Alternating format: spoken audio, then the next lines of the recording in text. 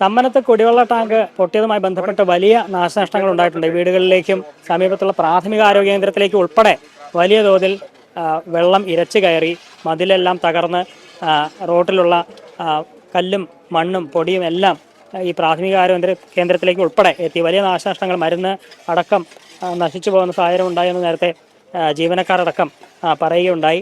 ഈ ഘട്ടത്തിൽ കർമ്മനിരതരാവുകയാണ് CITU തൊഴിലാളികളും. ഇവിടെ രാവിലെ മുതൽ വലിയ പരിശ്രമം, ഇവിടുത്തെ ശുചീകരിക്കാൻ വേണ്ടി വലിയ പരിശ്രമമാണ് നടത്തുന്നത്. നമുക്ക് ദൃശ്യങ്ങൾ കാണാം. നിരവധി തൊഴിലാളികളാണ്, CITUവിൻ്റെ തൊഴിലാളികളാണ് ഈ കല്ലും മണ്ണും എല്ലാം നീക്കാൻ വേണ്ടി, ഈ പ്രാഥമിക കേന്ദ്രത്തിലെ ചെളി നീക്കാൻ വേണ്ടി വലിയ പരിശ്രമങ്ങൾ അവർ നടത്തിക്കൊണ്ടിരിക്കുകയാണ്. എല്ലാ സമയത്തും ഇത്തരത്തിലുള്ള അടിയന്തര ഘട്ടങ്ങളിലൊക്കെ CITUവിൻ്റെ ഇത്തരം ഇടപെടലുകൾ, മാതൃകാപരമായ ഇടപെടലുകൾ നമ്മൾ കണ്ടിട്ടുള്ളതാണ്. എങ്ങനെയാണ് രാവിലെ മുതൽ തന്നെ ഇവിടെ സജീവമാണല്ലേ? രാവിലെ ഒരു 5:30-6 മണിയോടുകൂടി ഞങ്ങൾ അറിയുണ്ടായി. അപ്പോൾ തന്നെ ഓഫീസിൽ നിന്ന് സെക്രട്ടറി വിളിച്ച് അത്യാവശ്യം എമർജൻസി ആയിട്ട് തൊഴിലാളികളെ വിളിച്ചുകൊണ്ട് ഇവിടെ വരാൻ പറഞ്ഞു.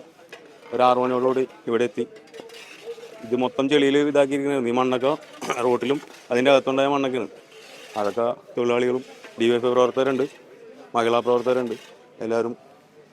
പ്രാഥമികാരോഗ്യ കേന്ദ്രത്തിലാണ് ഇപ്പം നമ്മൾ നീക്കിക്കൊണ്ടിരിക്കുന്നത്. പ്രാഥമികാരോഗ്യ കേന്ദ്രത്തിൽ ഇപ്പം നിലവിൽ നീക്കിക്കൊണ്ടിരിക്കുന്നത്. ഇത് കഴിഞ്ഞതിന് ശേഷം ബാക്കിയുള്ള വീടുകളും ക്ലീൻ ചെയ്യാനുള്ളതെല്ലാം ക്ലീൻ ചെയ്യാനാണ് നമ്മൾ ഓഫീസിൽ നിന്ന് പറഞ്ഞിരിക്കുന്നത്, സെക്രട്ടറി പറഞ്ഞിരുന്നത്.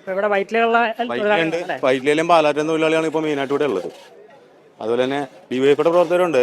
തൊഴിലാളികളായിട്ടുള്ള നീലിയിട്ട് മാത്രമേ ഉള്ളൂ. ഇതെല്ലാം DYFIയുടെയും പാർട്ടിയുടെയും പ്രവർത്തകരൊക്കെ തന്നെയാണ്. മഹിളയുടെ അംഗങ്ങളുണ്ട്, അകത്തൊക്കെ ഒരുപാട് പേരുണ്ട് ഇതിൻ്റെ ഉള്ളിൽ ക്ലീൻ ചെയ്യാൻ.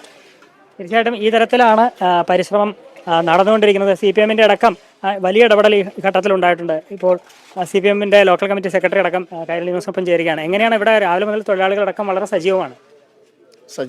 ഒരു ദുരന്തമുണ്ടാകുമ്പോഴത്തേക്കും അതിനെ ഏറ്റവും സഹായകരമായിട്ടുള്ള ഇടപെടുക എന്നുള്ളതാണ് നമ്മുടെ പാർട്ടിയുടെ പോളിസി തന്നെ. എല്ലാ ദുരന്തങ്ങൾക്കും ഇടപെടാൻ വേണ്ടിയാണ് തൊഴിലാളികളുടെ നേതൃത്വത്തിൽ റെഡ് ബ്രിഗേഡിന് രൂപം കൊടുത്തിട്ടുണ്ട്. അപ്പോൾ അതറിഞ്ഞ ഉടനെ തന്നെ രാവിലെ അടിയന്തര സഹായങ്ങൾക്ക് വേണ്ടി അവരെ നിയോഗിച്ചിട്ടുണ്ട്. തീർച്ചയായിട്ടും അപ്പോൾ ആ രീതിയിലുള്ള ഇടപെടലുകൾ ഉണ്ടാകുന്നു. തൊഴിലാളികൾ അശ്രാന്ത പരിശ്രമം തുടരുന്നു. ഈ വിധത്തിൽ എത്രയും പെട്ടെന്ന് ഈ ഭാഗം സാധാരണ നിലയിലാക്കാൻ, അല്ലെങ്കിൽ ഇതിൻ്റെ പ്രവർത്തനം സാധാരണ നിലയിൽ പുനരാരംഭിക്കാൻ വേണ്ടിയുള്ള അശ്രാന്ത പരിശ്രമം CITUവിൻ്റെ നേതൃത്വത്തിൽ തുടരുകയാണ്. ഇത്തരത്തിലുള്ള ബ്രിഗേഡുകളെയാണ് സംസ്ഥാനം വ്യാപകമായി ഇത്തരത്തിൽ CITU രൂപീകരിച്ചിട്ടുള്ളത്. അവരുടെ ഇത്തരം പ്രവർത്തനങ്ങൾ ഇനിയും തുടരും എന്നുള്ളത് തന്നെയാണ് തൊഴിലാളികൾ പറയുന്നത്.